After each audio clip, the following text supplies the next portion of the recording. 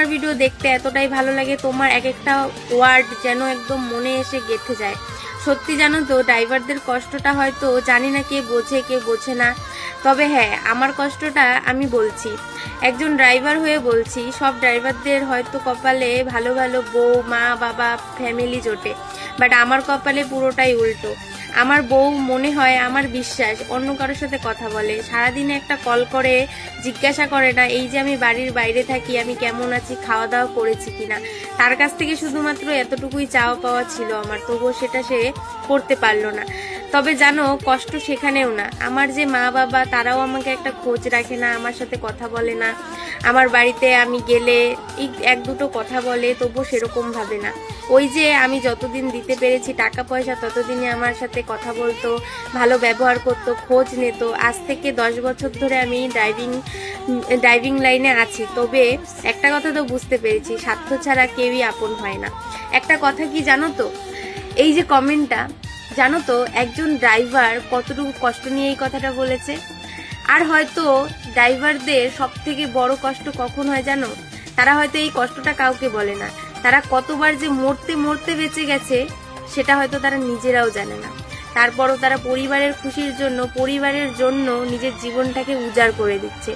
তাই সবাইকে একটা কথাই বলবো, যারা ড্রাইভিং করো নিজের খেয়াল রাখো, কারণ হয়তো তোমাদেরকে দেখার মতো কেউ না থাকতে পারে, কিন্তু তুমি তোমার খোঁজ রাখো, কারণ এই দুনিয়াটাই স্বার্থপর ভাই।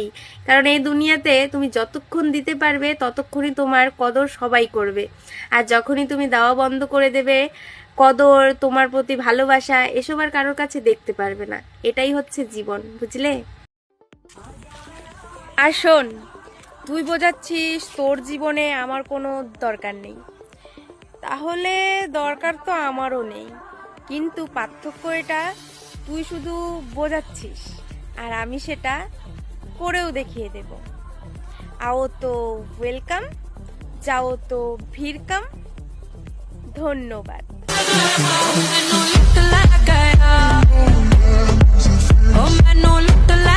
তোমার ভিডিও দেখতে এতটাই ভালো লাগে, তোমার এক একটা ওয়ার্ড যেন একদম মনে এসে গেঁথে যায়।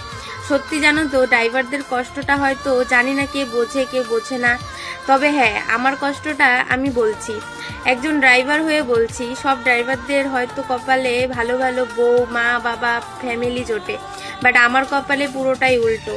আমার বউ মনে হয়, আমার বিশ্বাস, অন্য কারোর সাথে কথা বলে, সারাদিনে একটা কল করে জিজ্ঞাসা করে না এই যে আমি বাড়ির বাইরে থাকি, আমি কেমন আছি, খাওয়া দাওয়া করেছি কিনা। তার কাছ থেকে শুধুমাত্র এতটুকুই চাওয়া পাওয়া ছিল আমার, তবুও সেটা সে করতে পারলো না। তবে জানো, কষ্ট সেখানেও না। আমার যে মা বাবা, তারাও আমাকে একটা খোঁজ রাখে না, আমার সাথে কথা বলে না। আমার বাড়িতে আমি গেলে এক দুটো কথা বলে, তবুও সেরকম ভাবে না। ওই যে আমি যতদিন দিতে পেরেছি টাকা পয়সা, ততদিনই আমার সাথে কথা বলতো, ভালো ব্যবহার করতো, খোঁজ নিত। আজ থেকে 10 বছর ধরে আমি ড্রাইভিং লাইনে আছি, তবে একটা কথা তো বুঝতে পেরেছি, স্বার্থ ছাড়া কেউই আপন হয় না। একটা কথা কি জানো তো, এই যে কমেন্টটা, জানো তো একজন ড্রাইভার কতটুকু কষ্ট নিয়ে এই কথাটা বলেছে।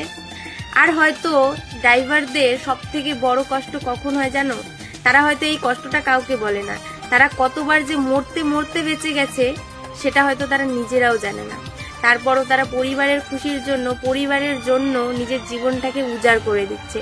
তাই সবাইকে একটা কথাই বলবো, যারা ড্রাইভিং করো নিজের খেয়াল রাখো, কারণ হয়তো তোমাদেরকে দেখার মতো কেউ না থাকতে পারে, কিন্তু তুমি তোমার খোঁজ রাখো, কারণ এই দুনিয়াটাই স্বার্থপর ভাই। কারণ এই দুনিয়াতে তুমি যতক্ষণ দিতে পারবে ততক্ষণই তোমার কদর সবাই করবে, আর যখনই তুমি দেওয়া বন্ধ করে দেবে, কদর, তোমার প্রতি ভালোবাসা এসব আর কারোর কাছে দেখতে পারবে না। এটাই হচ্ছে জীবন, বুঝলে?